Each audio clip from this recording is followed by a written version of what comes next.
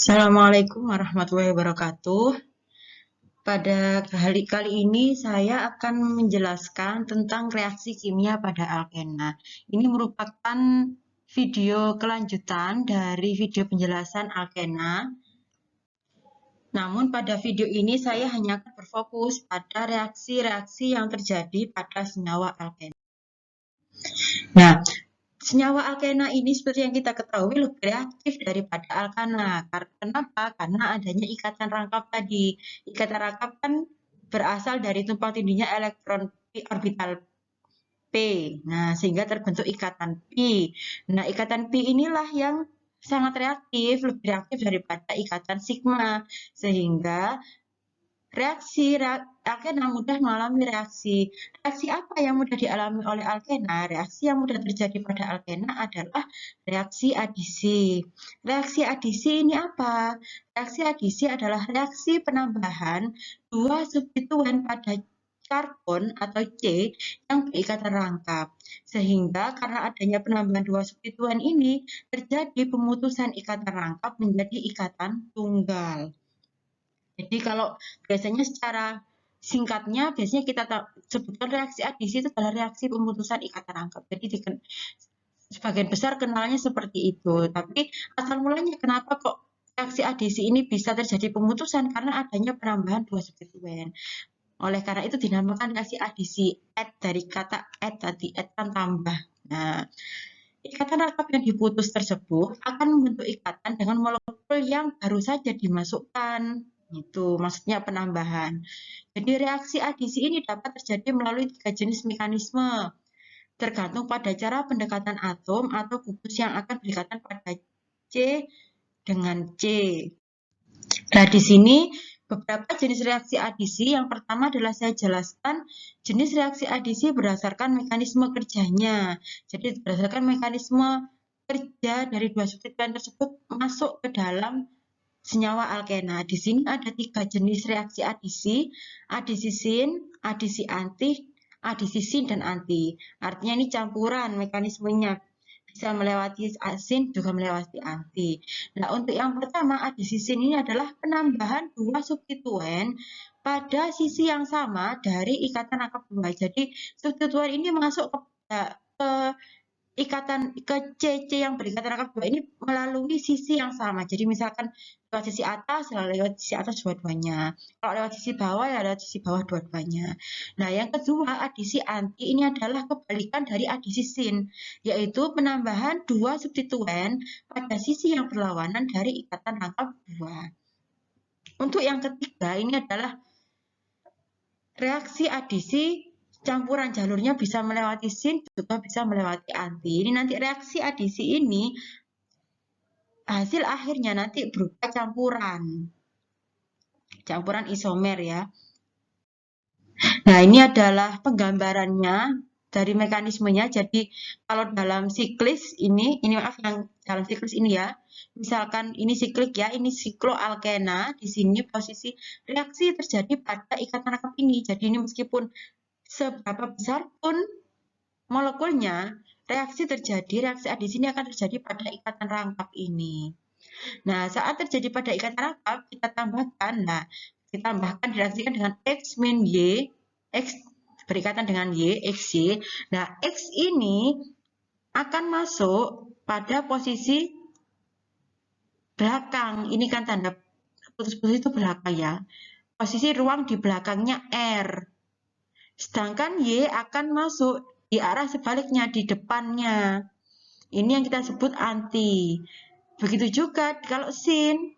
Kalau sin ini berarti dalam satu sisi yang sama.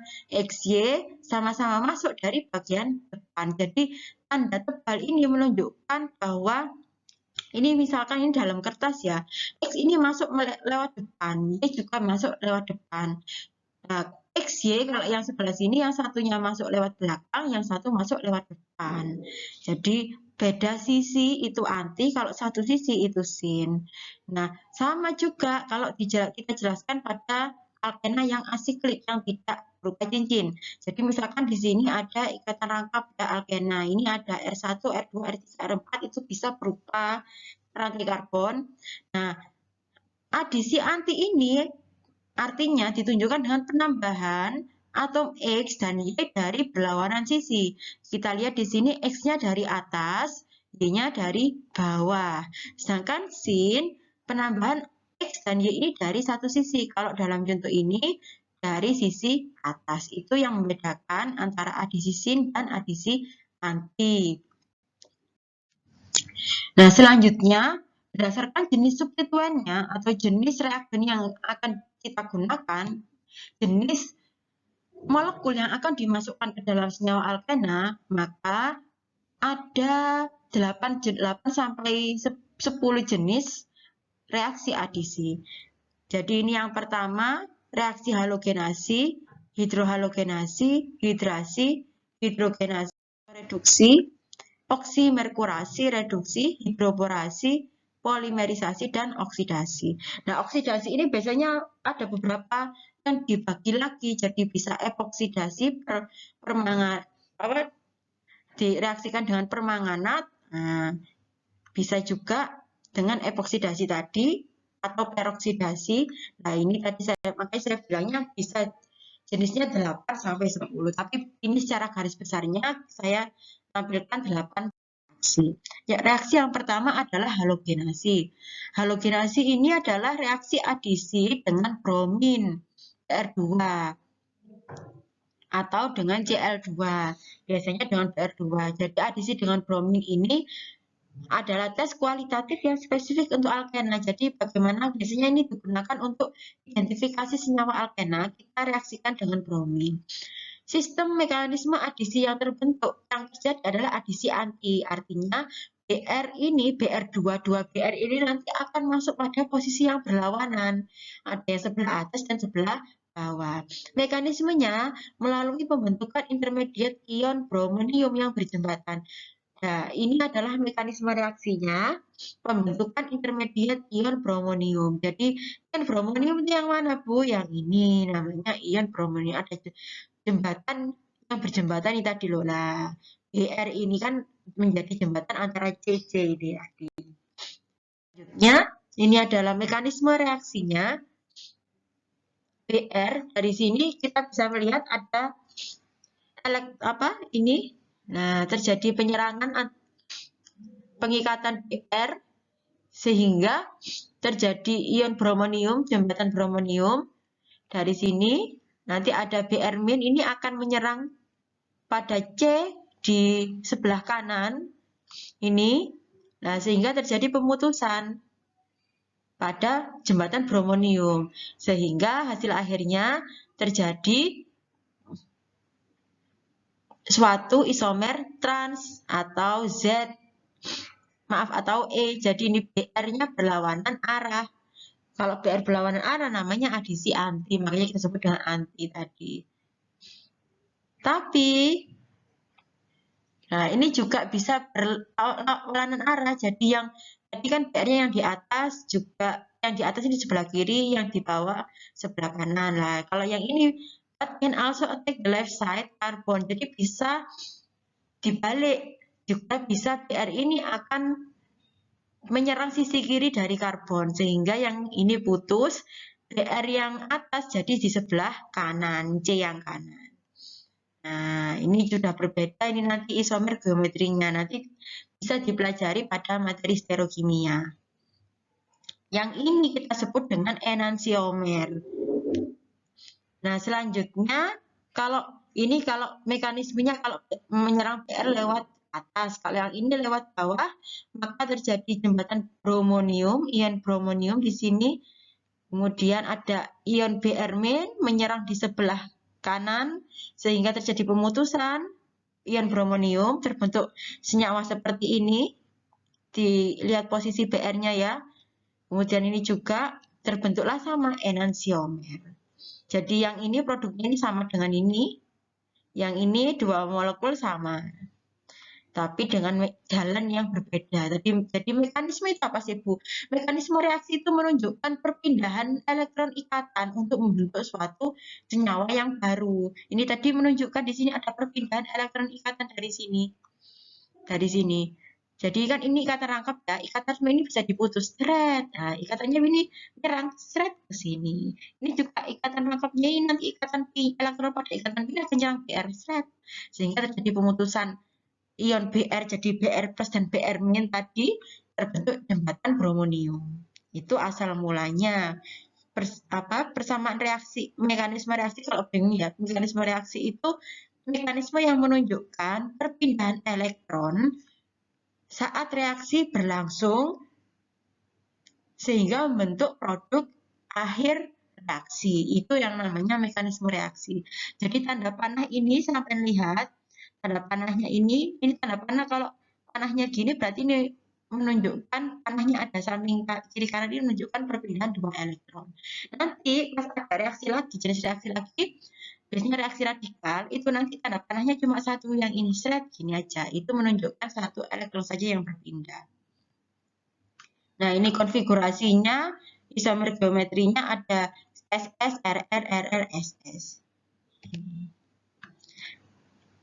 Inilah nanti yang disebut dengan campuran rasemat. Nah, ini penyerangan pada ion bromida di sini. Jadi sehingga untuk tetap membentuk suatu karbon struktur tetrahedral, maka dua karbon ini bergerak ke atas, terjadi inversi, membalikan. Seperti ini, jadikan CH2H5, CH3. Nah, saat Br masuk ke bawah ini, Br masuk, untuk mempertahankan struktur tetrahedral, maka terjadi rotasi, perputaran, terjadi pemindahan. Pemindahan C2H5-nya jadi agak ke atas. Ini CH3 jadi di sini, karena di sini nanti masuk Br. Gitu.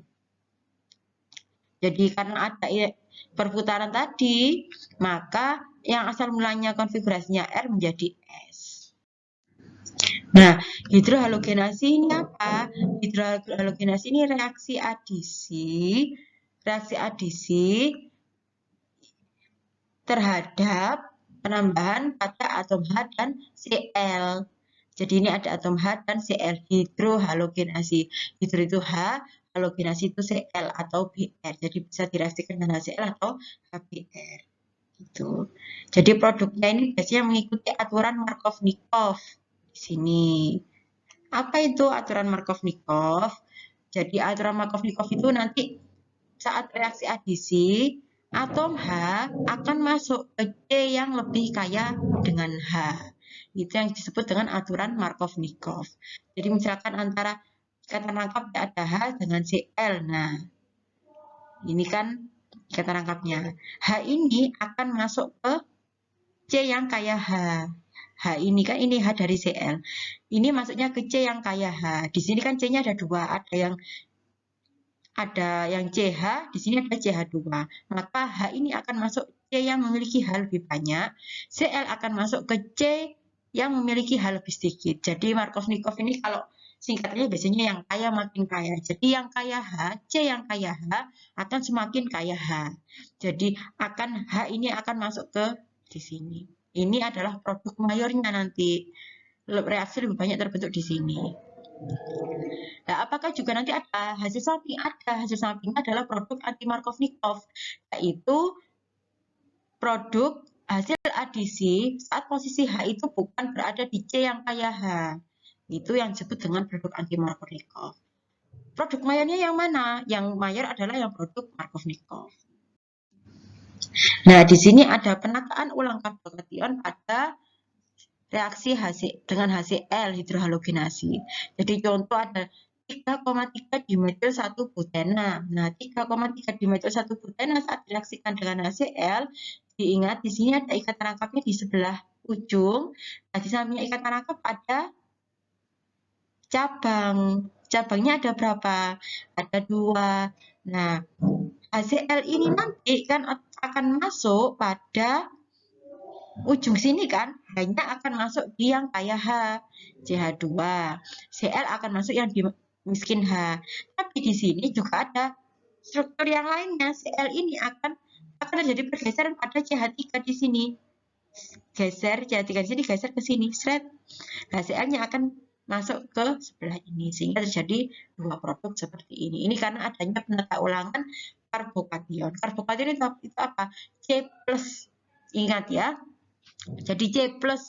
Jadi kemarin kan saya bilang ada parsial negatif, ada parsial positif. Di sini mekanisme reaksi kita pahami dulu mana yang parsial positif, mana yang parsial negatif.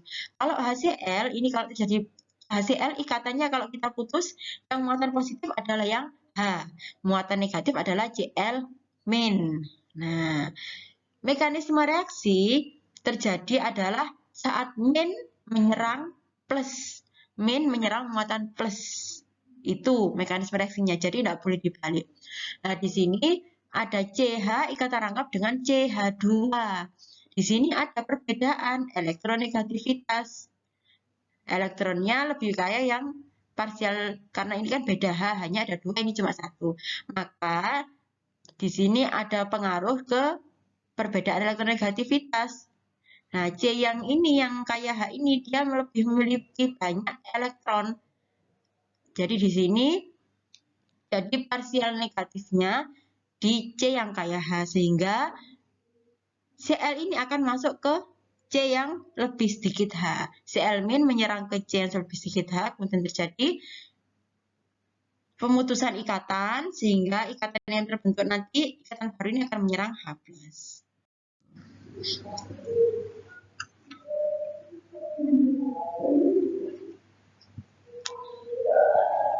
Ini untuk mekanisme reaksi pada halogenasi untuk HBr ini menggunakan mekanisme radikal bebas. Jadi mekanisme radikal bebas ini hanya berlaku untuk HBr mengikuti aturan Harasak mengacu pada kestabilan radikal yang terbentuk. Di sini kita lihat. Nah, di sini ada peroksid. Ini namanya peroksid. Ciri-cirinya di sini ada karbonil, kemudian ada OO. OO ini ya berjajar 2, ini namanya peroksida. Nah, ini kalau terkena sinar UV akan bentuk radikal. Radikal itu senyawa yang hanya memiliki 1 elektron. Senyawa radikal ini sangat tidak stabil sehingga mudah bereaksi dengan senyawa apapun, dengan molekul apapun. Jadi ini senyawa radikal C6H5, ada ini terjadi tahap inisiasi. Biasanya kalau di radikal itu ada tahap inisiasi, propagasi, terminasi. Jadi ini bereaksi dengan HBr, ini akan diserang oleh H5 ini. Nah, radikal ini akan menyerang menjadi C6H6 sehingga Br-nya berupa radikal. Nah, setelah itu Br radikal ini akan masuk ke C ikatan rangkap. Nah, sehingga terbentuk radikal bromoalkana. Nah, radikal bromoalkana akan bereaksi lagi dengan HBr. Nah, ini akan bentuk hanya masuk sehingga hasil akhirnya nanti ada radikal Br. Ini terbentuk radikal Br. Ini inisiasi chain reaction-nya. Nah, radikal Br ini akan balik lagi ke tahap inisiasi tadi. Br ini akan berikatan dengan ini. Muter balik lagi ke tahap ini. Jadi Br ini muter lagi ke sini. Br ini akan terus seperti itu sampai bentuk banyak. Yang selanjutnya adalah reaksi ketiga, hidrasi. Reaksi ini adalah reaksi adisi terhadap molekul air, yaitu H2O dengan katalis asam. Di sini pada reaksi adisi air ini atau hidrasi berlaku aturan Markov-Nikov. Jadi H2O ini akan terpecah menjadi H+ dan OH-. Nah, H itu akan masuk ke C yang kaya H. Jadi ingat ya aturan Markov-Nikov itu. Atom H akan masuk ke karbon yang kaya H, sedangkan yang lain akan masuk ke karbon yang miskin H. Mekanisme reaksi diawali pembentukan karbokation. Kestabilan karbokation ini pada alkena, kestabilan karbokation ini karbokation tersier lebih stabil daripada sekunder dan primer. Bisa dilihat lagi pada bab alkena, kestabilan alkena. Jadi alkena itu lebih stabil kalau yang lebih tersubstitusi daripada yang tidak tersubstitusi. berlaku penataan ulang karbokation. Jadi kalau di sampingnya karbokation ada cabang, maka cabang itu bisa pindah, karbokationnya bisa pindah ke tempat cabang yang awal. Nah, ini mekanisme reaksinya, pembentukan karbokation terlebih dahulu, maka di sini terjadi, nah di sini kan ada ikatan pi ya. Nah, elektron pada ikatan pi akan menyerang H+, H+ dari OH- ya. Nah, H+ ini akan masuk kemana masuknya? Masuk ke C yang kaya H, berarti masuk ke ujung CH2 ini. Nah, setelah itu terbentuk muatan positif, karena kan ini terbentuk karbokation. Nah, ada OH-, hasil pemutusan H2O tadi kan, H+ dan OH-. OH- yang punya elektron bebas di sini akan menyerang C+, sehingga terbentuklah produk utamanya seperti ini. OH-nya di sini. Yang ini produk anti-Markovnikov. Jadi ini produk utama. Karena kan kalau karbokation ini kan di sini berarti namanya karbokation karbokation sekunder karena dia mengikat 2 atom C. Kalau di sini namanya karbokation primer, mengikat 1 atom C. Jadi ingat kestabilan karbokation sekunder lebih stabil daripada karbokation primer, sehingga reaksi lebih mudah terbentuk pada karbokation sekunder di sini.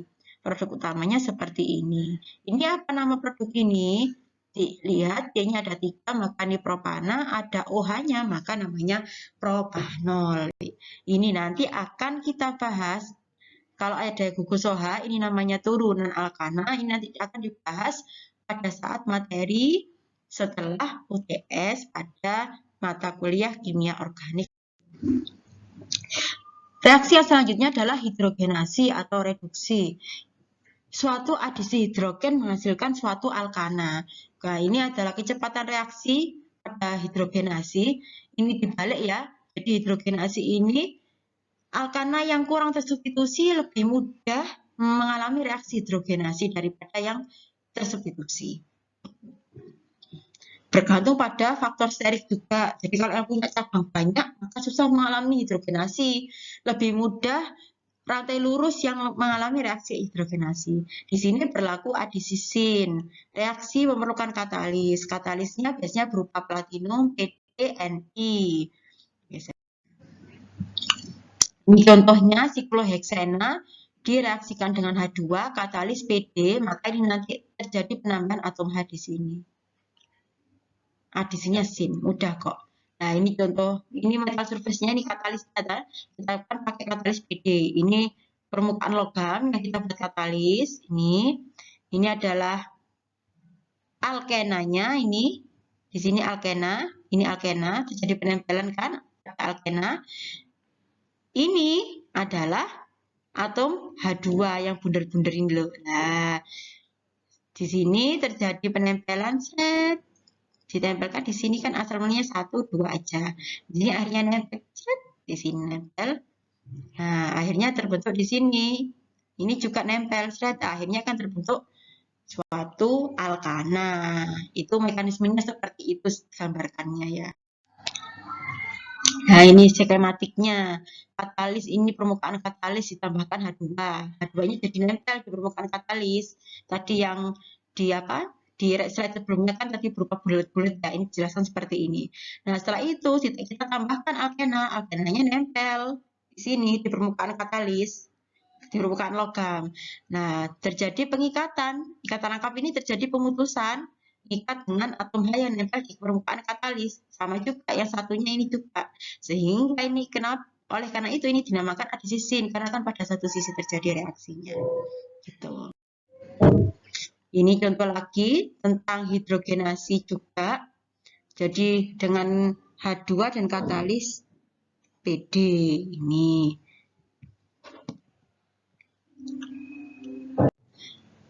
Ini mekanisme contoh lain dari mekanisme hidrogenasi.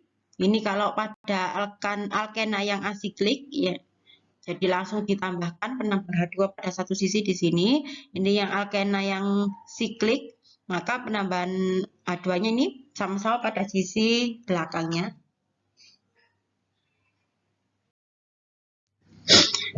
Yang kelima adalah reaksi oksidasi. Jadi oksidasi pada kalau di kalau dalam organik itu reaksi oksidasi ini adalah reaksi penambahan ikatan pada atom O atau penambahan jumlah atom O pada senyawa organik. Jadi oksidasi pada alkena dapat berupa hidroksilasi, epoksidasi, atau pemutusan ikatan rangkap. Jadi ini sangat banyak sekali reagen-reagen yang digunakan untuk oksidasi, dan reaksi ini bisa sampai kita temui sampai pada mata kuliah sintesis juga. Jadi oksidasi menggunakan KMNO4 pada suasana netral, atau bisa juga menggunakan reagen OSO4. Kalau dengan OSO4 akan menghasilkan diol. Bisa juga dilakukan dengan asam peroksid yang akan menghasilkan suatu epoksida. Adisinya adalah jenisnya adisin. Ini mekanisme reaksinya. Ini kalau alkena kita reaksikan dengan MnO4, KMNO4, ada intermediate jembatannya seperti ini, jembatan manganat, permanganat. Ini juga OSO4 dalam piridin, ini ada jembatannya juga seperti ini. Hasil akhirnya sama, membentuk suatu senyawa diol. Jadi ada OH pada satu sisi. Ini pasti. Nanti kalau ada soal suatu alkena direaksikan dengan KMNO4, pasti nanti hasil akhirnya nanti ikatan rangkapnya nanti putus, jadi nambah OH, 2OH. Ini contohnya sikloheksena, KMNO4, maka jadi sikloheksan diol, heksanadiol. Ini untuk mekanisme reaksinya, silahkan dipelajari.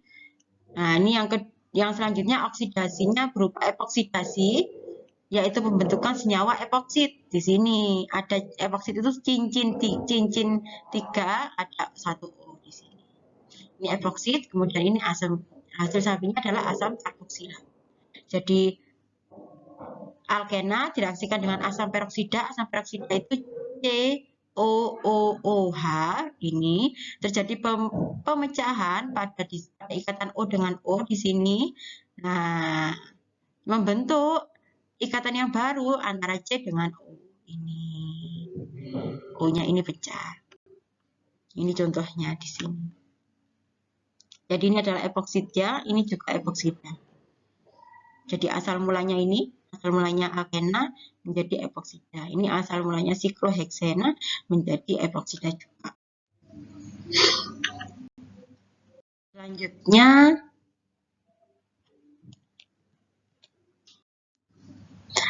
ini reaksi dengan KMNO4 panas.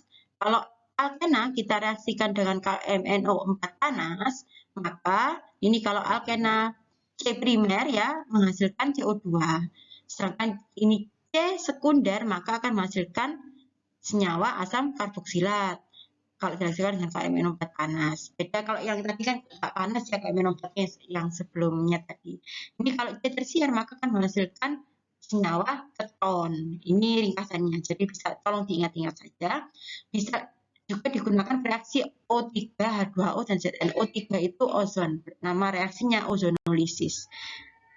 Hasil reaksinya sama dengan saat kita reaksikan alkena, kita reaksikan dengan KMNO4 panas. Ini reaksi ozonolisis. Jadi menghasilkan keton ini kalau yang direaksikan adalah alkena dengan C tersier. Yang keenam adalah oksimerkurasi reduksi. Reaksi alkena menghasilkan alkohol mengikuti atar Markov-Nikov. Jadi ini oksimerkurasi karena kita menggunakan merkuri. Tapi ini reaksinya sangat berbahaya kan karena merkuri kan termasuk yang dilarang ya. Pembuangannya juga susah kalau ke lingkungan. Jadi ini sangat jarang dilakukan kalau di lab pendidikan. Penelitian juga jarang menggunakan merkuri. Ini heksena. Di sini kalau kita reaksikan dengan suatu HgOAc, jadi merkuri asetat dengan katalis NaBH4, ini untuk katalis untuk reduksi, maka ikatan rangkap ini akan terputus dan akan masuk senyawa OH. Ini kalau kita menghasilkan alkohol, jadi bisa menggunakan oksimerkurasi atau tadi menggunakan reaksi hidrasi 2O. Ini mekanismenya. Jadi ada jembatan di sini, jembatan merkurinium ini tadi untuk membentuk karbokation ya. Ini kontributornya di sini. Adisinya adalah adisi anti yang terbentuk nanti. Jadi masuk ke sisi yang berbeda. Ini, yang ini namanya sikloheksana juga. Selanjutnya adalah reaksi polimerisasi. Ini adalah reaksi penggabungan beberapa monomer, beberapa senyawa menjadi suatu senyawa yang panjang. Itu namanya polimerisasi. Ini jadi seperti kayak tadi itu pas di video yang sebelumnya kan ada saya jelaskan alkena itu salah satunya adalah polivinyl klorida. Nah, pembentukan polivinyl klorida itu melalui reaksi polimerisasi. Jadi penggabungan beberapa alkena menjadi alkana ini tadi. Jadi ini mekanisme reaksinya seperti ini. Jadi asal mulanya ini kan ikatan rangkap, ini jadi bergabung menjadi ikatan tunggal. N ini jumlah senyawa yang di dalam kurung ini. Jadi ini contoh suatu propena. Kan ada ikatan rangkap di sini ya. Nah, ini nanti akan ikatan rangkap ini akan di sini akan menyerang. Di sini ada ketambahan H+, jadi akan terjadi elektron Pi-nya ini akan menyerang H+, sehingga terbentuk karbokation di sini. Nah, elektron Pi pada propena yang lainnya itu akan menyerang C+ di sini, sehingga terbentuk ikatan ini. Nah, ini juga nanti akan terbentuk C+. Jadi yang alkena, yang propena yang kedua akan memiliki karbokation lagi. Tadi kan dilihat 1, 2, 3 kan C-nya. Nah, setelah bergabung ini nanti C-nya jadi 1, 2, 3, 4, 5, 6. Itu lagi terus bertambah terus. Nah, itu yang disebut dengan reaksi polimerisasi. Ini contohnya propilen. Monomernya nanti jadi polipropilen. Vinyl klorida nanti jadi polivinyl klorida. Tetrafluoroetilen nanti jadi PTFE. Ini salah satu teflon, misalnya teflon. Sekian penjelasan dari saya. Terima kasih. Bila ada pertanyaan silakan tanya di komentar dari video atau bertanya di WhatsApp group. Assalamualaikum warahmatullahi wabarakatuh.